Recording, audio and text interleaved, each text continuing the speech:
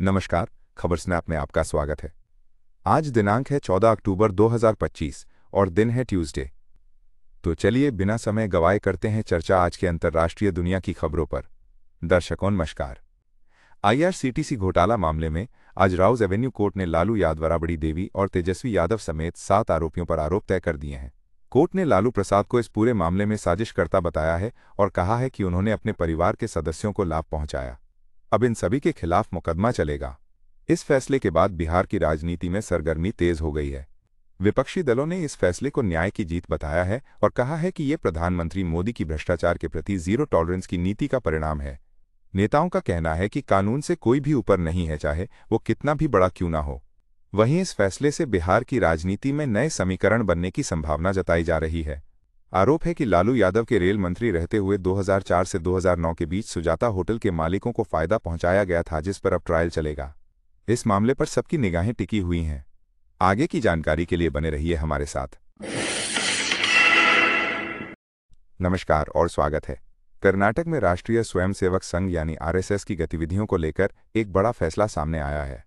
मुख्यमंत्री सिद्धारमैया ने निर्देश जारी किए हैं कि सरकारी और सरकारी सहायता प्राप्त स्कूलों, सार्वजनिक मैदानों और राज्य सरकार की अन्य जमीनों पर आरएसएस की शाखाएं आयोजित नहीं की जाएंगी। यह निर्णय सूचना प्रौद्योगिकी मंत्री प्रियांक खड़गे के अनुरोध पर लिया गया है, जिन्होंने मुख्यमंत्री को पत्र लिखकर आरएसएस पर बच्चों और युवाओं के मन में नकारात्मक विचार भरने और संविधान के आदर्शों के खिलाफ नारे लगाने का आरोप लगाया था। खड़गे ने सरकारी जमीनों पर आरएसएस की गतिविधियों पर प्रतिबंध लगाने की मांग की थी। उन्होंने आरएसएस पर हिंदू धर्म और गायों की रक्षा के नाम पर सांप्रदायिक तनाव भड़काने का भी आरोप लगाया है। वहीं प्रदेश भाजपा अध्यक्ष बीवाई विजेंद्र ने इस फैसले को मूर्खतापूर्ण बताया है और कहा है कि कांग्रेस पहले भी आरएसएस पर प्रतिबंध लगा चुकी है, जिसे बाद में वापस ले लिया गया था। अब देखना होगा कि इस फैसले के बाद राज्य में क्या राजनीतिक घटनाक्रम होते हैं। नमस्कार और स्वागत है। आज हम बात करेंगे अफगानिस्तान में बदलते भू राजनीतिक समीकरणों की। तालिबान सरकार के विदेश मंत्री आमिर खान मुत्तकी की भारत यात्रा ने कई सवाल खड़े कर दिए हैं। एक तरफ पाकिस्तान और तालिबान के रिश्ते बिगड़ रहे हैं, तो दूसरी तरफ भारत और तालिबान के बीच नज़दीकियां बढ़ रही हैं। विशेषज्ञ मानते हैं कि इसमें पाकिस्तान की भूमिका भी है, क्योंकि तालिबान को डर है कि इमरान खान सरकार के जाने के बाद पाकिस्तान और अमेरिका मिलकर उसके खिलाफ साजिश रच सकते हैं। डूरन रेखा विवाद ने भी आग में घी डालने का काम किया है। इस बीच अमेरिका की अफगानिस्तान में भूमिका और चीन के उदय को भी नज़रअंदाज नहीं किया जा सकता। अमेरिका चीन को कमज़ोर करने की रणनीति पर काम कर रहा है, जिसके चलते भारत के साथ साथ चीन भी अफगानिस्तान में अपनी भूमिका बढ़ा सकता है। ऐसे में तालिबान का भारत के करीब आना पाकिस्तान के लिए एक बड़ा झटका साबित हो सकता है। नमस्कार। पश्चिम बंगाल के दुर्गापुर से एक विचलित करने वाली खबर सामने आई है। एक मेडिकल छात्रा के साथ सामूहिक बलात्कार की घटना ने पूरे देश को स्तब्ध कर दिया है। पीड़िता, जो ओडिशा की रहने वाली है, दुर्गापुर के एक निजी मेडिकल कॉलेज में पढ़ाई कर रही है। पुलिस ने त्वरित कार्रवाई करते हुए 3 आरोपियों को गिरफ्तार कर लिया है, जबकि 2 अभी भी फरार हैं। इस बीच राष्ट्रीय महिला आयोग ने पीड़िता के दोस्त की भूमिका पर संदेह जताया है। आयोग के अनुसार दोस्त ने ही छात्रा को कॉलेज से बाहर बुलाया था और घटना के समय वो मौके से भाग गया। पीड़िता के पिता ने भी दोस्त की भूमिका पर सवाल उठाए हैं और अपनी बेटी की सुरक्षा को लेकर चिंता व्यक्त की है। उन्होंने कहा कि उनकी बेटी बहुत दर्द में है और चलने में भी असमर्थ है। पुलिस और फॉरेंसिक टीम घटनास्थल पर जांच कर रही है और सबूत जुटा रही है। ओडिशा सरकार की एक टीम भी पीड़िता से मिलने दुर्गापुर पहुंची, लेकिन उन्हें अनुमति नहीं दी गई। घटना के बाद से विपक्षी दलों ने राज्य सरकार के खिलाफ प्रदर्शन शुरू कर दिया है।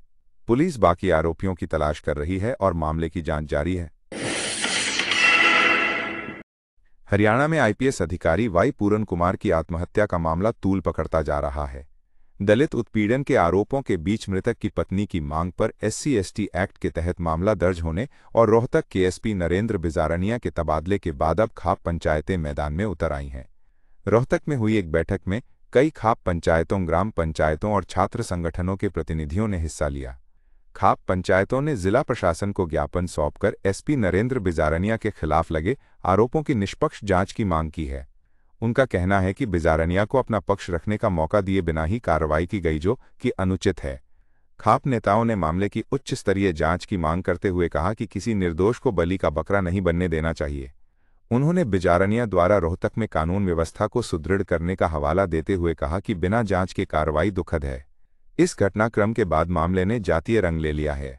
दलित संगठनों के बाद अब जाट समुदाय से जुड़े संगठन भी सक्रिय हो गए हैं। अब देखना यह है कि हरियाणा सरकार इस स्थिति से कैसे निपटती है और न्याय सुनिश्चित करती है। नमस्कार। बिहार की राजनीति में एक बड़ा उलटफेर देखने को मिल रहा है। लालू प्रसाद यादव के बेटे तेज प्रताप यादव एक बार फिर चुनावी मैदान में उतरने को तैयार हैं। उन्होंने अपनी पार्टी जनशक्ति जनता दल के उम्मीदवारों की घोषणा कर दी है और खुद महुआ विधानसभा सीट से चुनाव लड़ेंगे। जनशक्ति जनता दल ने कुल 21 उम्मीदवारों की सूची जारी की है, जिसमें कई युवा चेहरों को मौका दिया गया है। तेज प्रताप यादव ने कहा है कि उनकी पार्टी युवाओं को राजनीति में एक नई दिशा देगी और बिहार के विकास के लिए काम करेगी। उन्होंने भ्रष्टाचार, बेरोजगारी और गरीबी जैसे मुद्दों पर भी ध्यान केंद्रित करने का वादा किया है। गौरतलब है कि तेज प्रताप पहले भी महुआ से विधायक रह चुके हैं। अब देखना यह है कि उनका ये कदम बिहार के चुनावी समीकरणों को किस तरह प्रभावित करता है। राजनीतिक विश्लेषकों का मानना है कि तेज प्रताप का ये फैसला न केवल आरजेडी के लिए चुनौती है, बल्कि यादव वोट बैंक में भी मुकाबला दिलचस्प होगा। बिहार की राजनीति में ये नया मोड़ क्या गुल खिलाता है, इस पर सबकी निगाहें टिकी हुई हैं। बिहार की राजनीति में एक बड़ा मोड़। काराकाट विधानसभा सीट आगामी चुनाव से पहले ही सरगर्म हो गई है। भोजपुरी स्टार पवन सिंह के चुनाव न लड़ने के फैसले के बाद उनकी पत्नी ज्योति सिंह ने चुनावी मैदान में उतरने का ऐलान कर दिया है। ज्योति सिंह ने स्पष्ट किया है कि वे काराकाट सीट से चुनाव लड़ेंगी। उन्होंने ये भी कहा कि वे किसी पार्टी से टिकट लेंगी या निर्दलीय चुनाव लड़ेंगी, इस पर जल्द ही फैसला लेंगी। पिछले कुछ हफ्तों से ज्योति सिंह काराकाट क्षेत्र में सक्रिय हैं और लोगों से मिल रही हैं। उनकी जनसुराज के संस्थापक प्रशांत किशोर से मुलाकात ने भी राजनीतिक गलियारों में चर्चा छेड़ दी थी, हालांकि उन्होंने इसे व्यक्तिगत बताया था। गौरतलब है कि पवन सिंह और ज्योति सिंह के बीच पारिवारिक विवाद चल रहा है। पवन सिंह ने पहले कहा था कि ज्योति उन पर चुनाव लड़ने का दबाव बना रही हैं। पवन सिंह की बीजेपी में वापसी से भोजपुर, रोहतास और आसपास के जिलों में पार्टी को फायदा हो सकता है, जहां पिछले चुनाव में बीजेपी को हार का सामना करना पड़ा था। नमस्कार और स्वागत है। उत्तर प्रदेश के मुजफ्फरनगर से एक बड़ी खबर सामने आई है। कुल्हाड़ी गांव के कुर्बान उर्फ अल्तमस को मुख्यमंत्री योगी आदित्यनाथ की एक एडिटेड तस्वीर सोशल मीडिया पर वायरल करने के आरोप में गिरफ्तार किया गया है। आरोप है कि अल्तमस ने यह हरकत सऊदी अरब में रहते हुए की थी। पुलिस के अनुसार अल्तमस ने मुख्यमंत्री योगी आदित्यनाथ की तस्वीर के साथ छेड़छाड़ कर उसे सोशल मीडिया पर अपलोड किया था।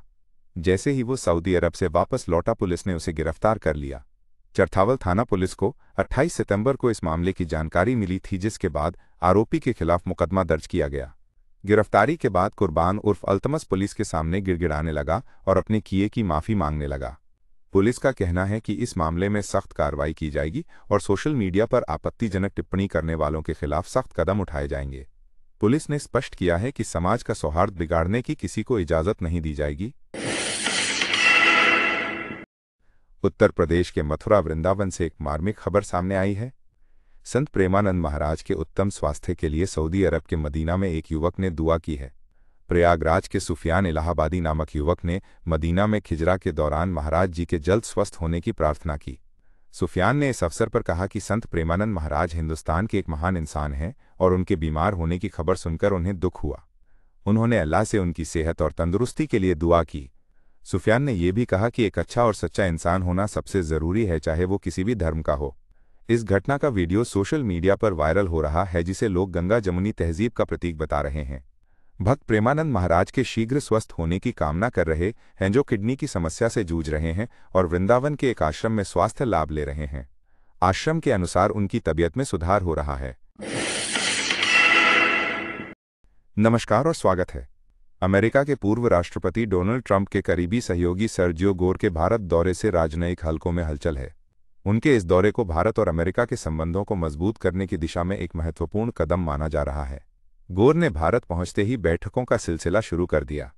उन्होंने प्रधानमंत्री नरेंद्र मोदी, विदेश मंत्री एस जयशंकर और राष्ट्रीय सुरक्षा सलाहकार अजीत डोभाल सहित कई शीर्ष अधिकारियों से मुलाकात की।